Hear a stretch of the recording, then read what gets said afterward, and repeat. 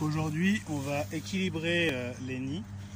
Donc lorsque l'on a des naissances, on essaye d'équilibrer les nids pour avoir des nids d'à peu près 8 petits. Hein, ça correspond au nombre de trayons des femelles.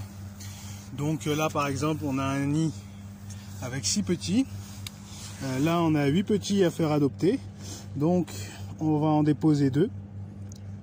Alors on les choisit par rapport aussi à la morphologie. Il ne faut pas simplement faire des adoptions juste pour mettre des petits dans des nids. Il faut penser à leur capacité à s'alimenter.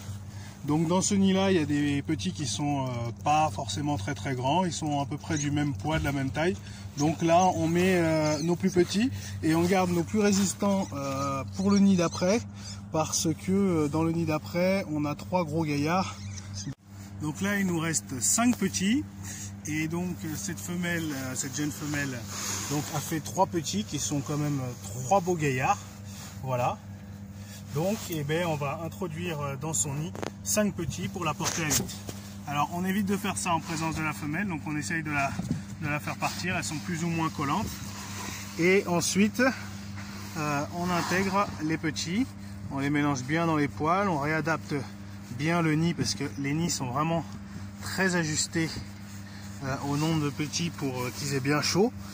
Et donc voilà, on les intègre bien au milieu des autres. Bon là il y a plus d'adoptés au final que de biologiques, mais voilà, c'est pas un problème. Alors là j'ai remarqué voilà, qu'on a apporté les 5 petits, on a pris quand même les plus gros, mais c'est vrai que par rapport à ceux qui se trouvent dans le nid, je sais pas si on se rend bien compte à l'image, ils sont quand même nettement plus petits, mais voilà, ils ont le même nombre de jours. Voilà, donc là on referme bien le nid et comme ça écoute, on réussit normalement 90-95% des adoptions sans problème.